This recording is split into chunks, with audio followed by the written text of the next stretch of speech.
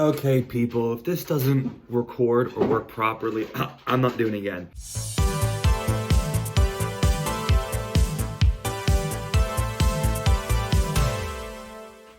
Welcome back to my channel, people. If you are a subscriber, welcome back. If you're new here, my name's Godfather. Basically, I talk about the good, the bad, and the ugly of moving to Armenia.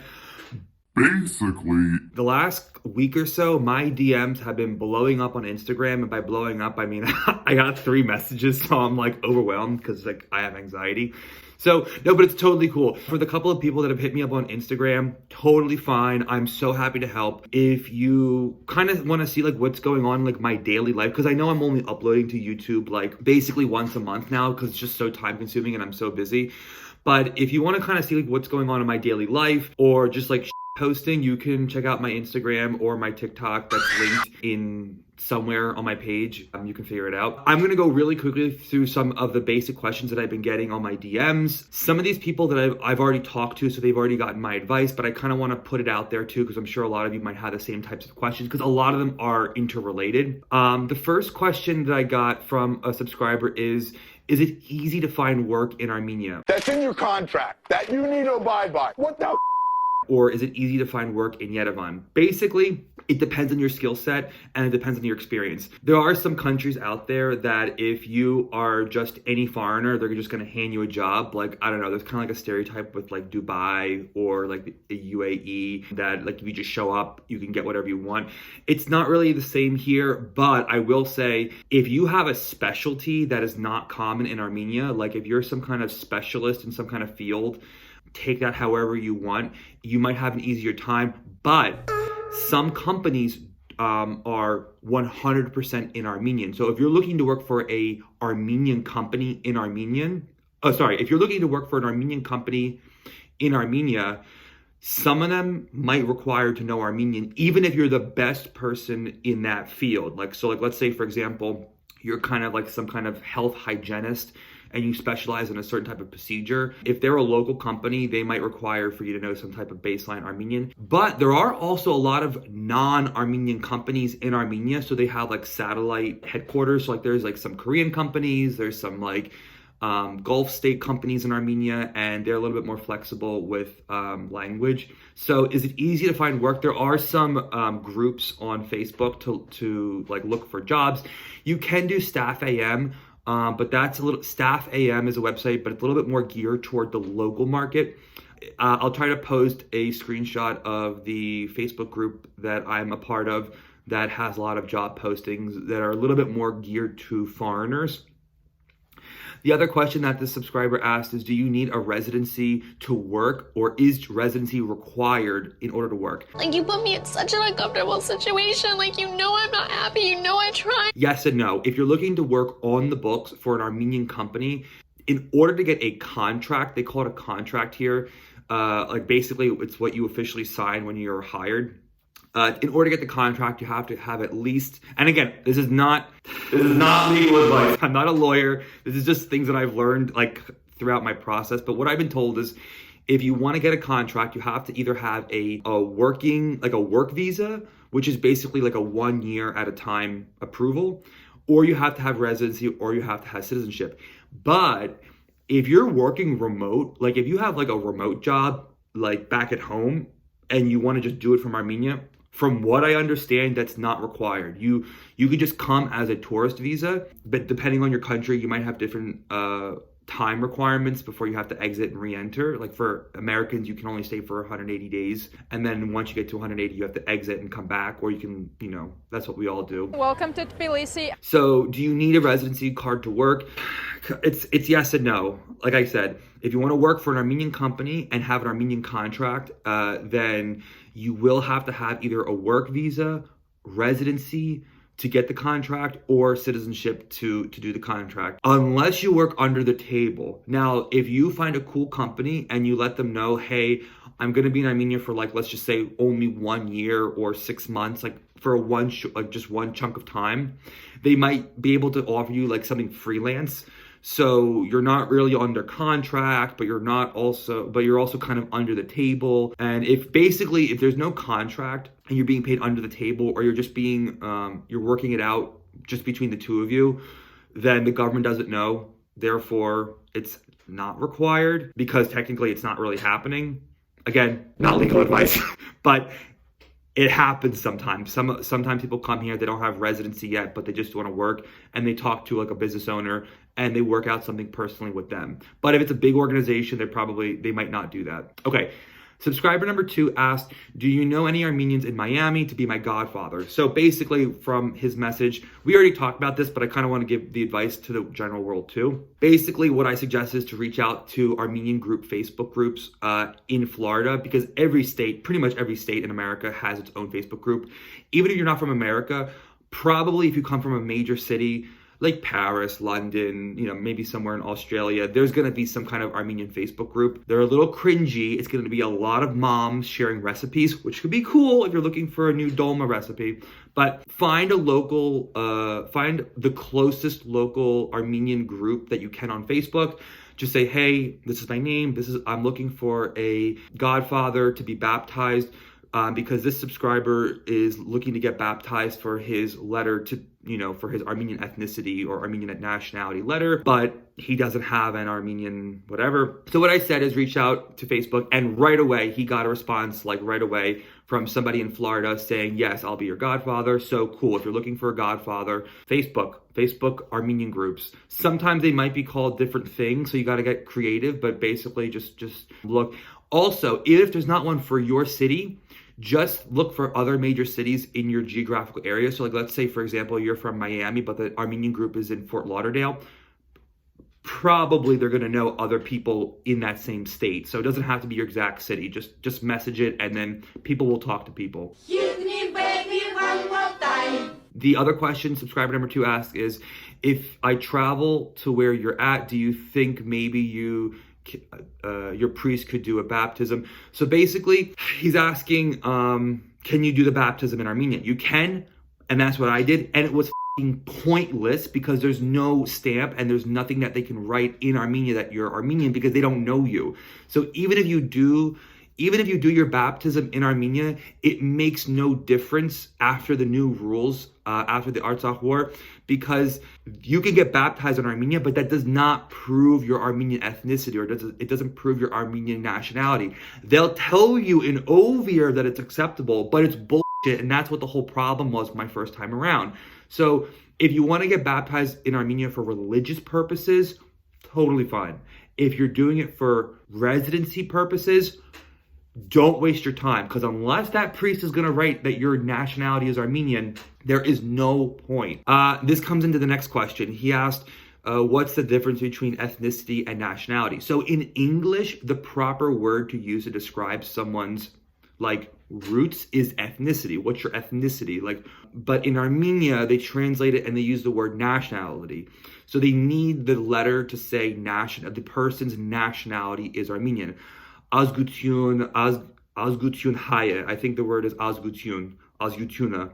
If it doesn't have that exact phrasing, again, it's pointless. And it has to be stamped. If they write that your nationality is Armenian and it's not stamped by the embassy in the US, again, it's pointless. The next question subscriber number 2 asks is, does the godfather need to be both Armenian and a citizen? So at Ovir, they said, it's better if they are Armenian, and it's better if they're if they have Armenian citizenship. But that's bullshit, because nowhere is it even written the godfather's name on the paper that I submitted for my application. Why the fuck you lying? I don't know why they give this advice in Ovir, because it's not even in the law. They just keep telling you it's better if you do this, it's better if you do that. But it's not even written. My godfather's name's not even written on the paper, so they would never know if he's a citizen because it doesn't say his name. But talk to the priest, because I'm pretty sure if you're gonna get baptized in Armenian church, an Armenian apostolic church, the godfather has to be already an apostolic. Doesn't have to be Armenian, from what I know. Talk to the priest. But for example, you could be Chinese, but be a part of the apostolic church, the Armenian apostolic church. So you don't have to be ethnically Armenian, but you have to be a member, a recognized God-fearing child of the Armenian apostolic church. She's not a Christian! The last question subscriber number 2 asks is, how much did the lawyer cost? So if I did my math correctly, overall, the entire amount that I spent for my lawyer was about 440,000 dirham. I'll say it again, 440,000 dirham, which is about $917 US, about $920 US. It is a lot of money, like especially if you have an Armenian income. If you're from the US, it might not sound like a ton of money, but if you're living in Armenia and you have a local Armenian salary, that's a lot of money. That's over a 1 month salary. So, to each his own. But basically, again, overall, if you're looking to use a lawyer, how much I spent was 440,000 dirham, which is about $920 US. Okay. Subscriber number 3 asks, these are a little bit more like personal questions. How quickly did it take you to adjust being there? I've been here for like cumulatively a year and I still don't feel like I completely am adjusted. So basically, I don't know. It's so hard to say. I think the first 2 months is a complete shock. If you've never been to a post-Soviet country, the first month or two is just like, what the hell am I doing here? Like, what the fuck is wrong with these people? Like, after month number 3 and 4, you kind of like chill down. You start learning the streets. You start learning how to use the public transportation. I will say the biggest factor of adjusting, and this is true for any country, not just Armenia, the biggest factor to adjusting is language. If you speak really good Armenian, no matter if it's Eastern or Western, the better Armenian you speak, the quicker you're going to assimilate and the quicker you're going to be able to adjust. I spoke very little. I spoke basically almost no Armenian when I first moved here 6 years ago for my volunteer experience. So it took me almost like 3 or 4 months. It took me about 3 months to like finally get over the shock culture. But my friends that spoke almost fluent Armenian, they were pretty much getting around fine, and they were pretty much over their shock after like maybe a month or 2. I think now that this time around, and now that I kind of have a regular job and I have my own apartment, I'm kind of doing my own life thing. I think cumulative, if you want to talk about my entire experience overall, the first time plus the second time, I would think like about after month number 7, I feel like a little bit more like local now. I know exactly where I want to go to if I want to get lunch. I know exactly where I want to go to if I want to get groceries. I go here for cheese. I go there for vegetables. I know exactly how the public transportation works. Also, just like little things, like I've adjusted to the fact that everybody smokes cigarettes all the time, everywhere. I've kind of adjusted to the fact that everyone stares at you all the time, no matter if you're local or foreign or whatever.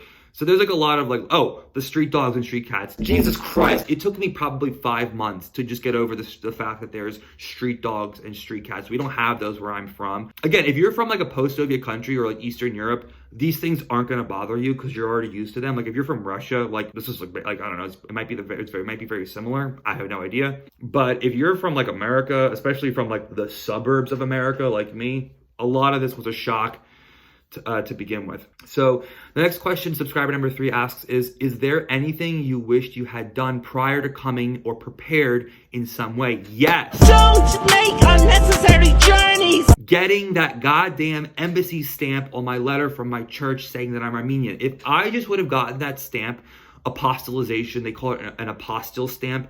If I would have just gotten that apostille stamp done before I came to Armenia, I could have saved so much time, so much trouble, so much crying, so much running around, so much yelling.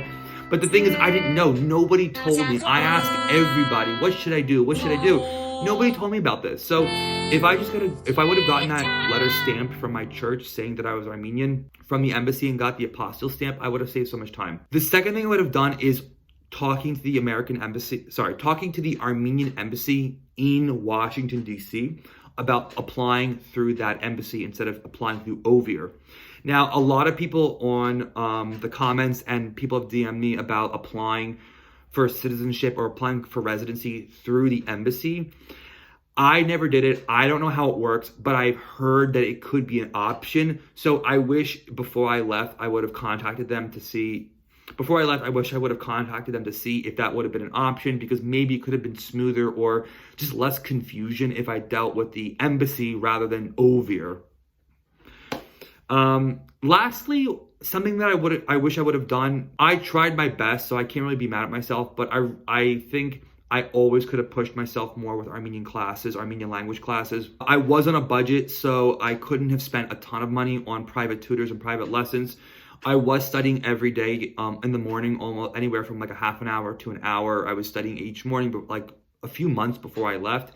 But again, if I really look back, I'm sure I could have squeezed in a few more lessons here and there just to help me with my Armenian. The next question, subscriber number 3 asks is, how did you meet most of your friends once you arrived? The first people that I got back in contact with were mostly either birthright friends that stayed here, birthright alumni, repat people, and also just some random friends that I made when I was volunteering. I don't know if you've ever watched my old videos. I've talked about how I lived here about 6 years ago, 5-6 years ago, and some of them I stayed in contact with. Some of them are really good friends of mine even to this day. So I was just like, hey, How y'all doing? I'm moving back to Armenia. You want to hang out? And a lot of them were like, yeah, like hit me up. Not a ton of people, maybe like 3 to 4 people that I became friendly with when I was volunteering. We stayed friends. And we're still cool now. Also work friends. I tried my best to really get to know the people in my office because I didn't want to just be stuck in this foreign bubble. This is a problem a lot of repats and expats have in Armenia, is that they come and there's nothing wrong with having other foreign friends. It's very comforting and it's a safe bubble, but once you create that bubble, it's very hard to get out of it, especially if your Armenian's not good, because if your Armenian's not good, it's really hard to meet local friends. But in my office, there's a lot of English speakers, so I tried really hard and I made a lot of really good friends in my office. Some of them still work there, some of them have left, but we still keep in contact. So I would say work friends is a big group too. And also like the party scene, the queer scene, the art scene, basically the polygraph people, they're all interconnected. So once you kind of meet a few people in that like party, art, queer scene, everyone's kind of interrelated, so it's really easy to, like, once you make one friend, you kind of meet more and more people. It's kind of like that in other cities. Like, same thing with Philly. Like, in Philly, like, once you get into this, like, that like, alternative underground queer art party scene, you just kind of meet more people in that environment. And that's totally, like, fine, too. And there's a lot of overlap, so you'll start to recognize a lot of the same people. Maybe we're not, like, best friends, but, like, if I go to a party and I see somebody, I'll be like, What's up, baby? Take me out to dinner. I remember you, how's it going? The next question, subscriber number 3 asks is, do you feel as though people are judgmental or that you need to hide who you are? I feel like no matter how long I live here, I will always feel different. And even though, like, this is tough, like, yes, there are some people that I've met so far, especially some of my local friends that I met through work.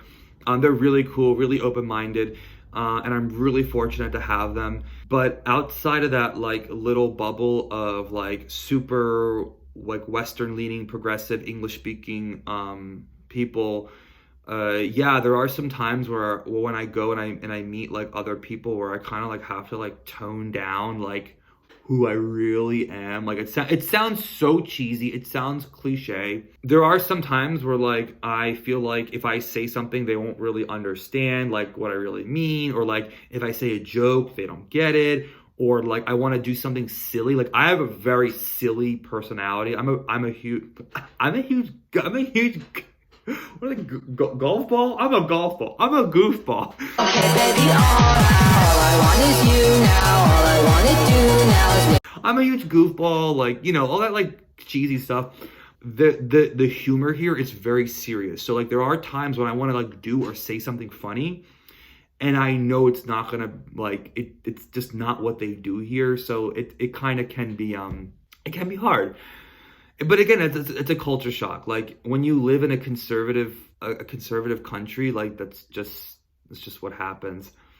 Next question, how safe have you found it, especially at night? Have you ever had any incidents?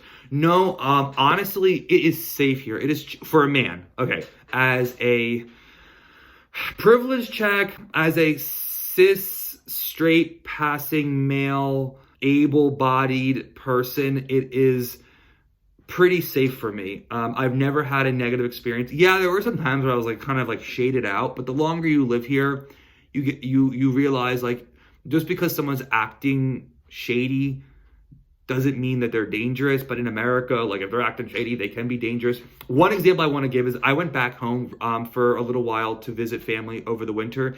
And when I was home, Jesus Christ, every time the news came on, I was like, get me out of this country. It is so scary. Like I was in America for like about a month or two. Between what happened in like the local news and the like what happened generally in America, like there were like stabbing, shootings, there was like violence, there was like, rapes. I mean, like every time the news came on, it was like just crazy. Like that stuff doesn't happen here. Like if it does happen, it's not nearly at the scale as it in the US. And if you watch my very, very first video, why I moved to Armenia, I kind of talk about this. But when I went back to visit, I got reverse culture shock. And like people, you might be thinking like, oh, it's the media. They're always trying to make it sound like things are so bad. But like just reading even the most moderate of like media sources or just talking to my friends, they're like, oh yeah, did you hear that school got shot up? And I'm like, what? Or they're like, oh yeah, did you hear about that person that got stabbed on the train yesterday? And I'm like, what? Like that's crazy. And when you live in America for so long, you get so used to it. Like you don't even realize, like you're like, oh yeah, somebody got ran over at a protest yesterday in Milwaukee, and it's just like, oh yeah. But when you don't live in America and you go back to it, you're like, Jesus Christ, this place is crazy. So I was like, I would love visiting my family, but I was still afraid to like leave the house. It's scary there. So in Armenia, it's very safe. There are certain types of, God, this is so hard to explain. Okay. If you're a woman, you may have a different experience than me. Or if you're trans, you may have a different experience than me. But in my experience, I personally have not had problems. But I do have friends that are women or that are trans that have had problems at night. Some I do know have been assaulted. Some I do know that have been followed. For women, I don't know. I can't think of anybody off the top of my head that have had an issue, but mostly it's that weird stalking thing. Like, they'll follow you around. If you're alone at night as a girl, just be aware. The guys here, they'll do that weird thing where they just keep following you, and like they'll just keep asking for your number, or they'll keep asking like, what are you doing? And like, guys here are f***ing weird. Like, if you're in a, just use the same safety concepts as you would, like if you're back at home, like travel in groups, like be cautious at night, like, have pepper spray, blah, blah, blah, blah, blah. But guys here are kind of weird. I don't know why they think that's like a way to pick up girls is to like drive around and like follow them and like walk behind them. It's weird. Whatever. Okay, next topic. So how long do you see yourself staying in Armenia or for the foreseeable future? I don't know, girl. I ask this question to myself every day. Like, there are some days where I'm like, I love it here. It's so cool. It's so peaceful. Like this is my homeland. I'm gonna stay forever. And then there's some days that are like total where I'm like, get me out of this place. And literally, when I say it's a roller coaster, that's the only way I know how to explain it.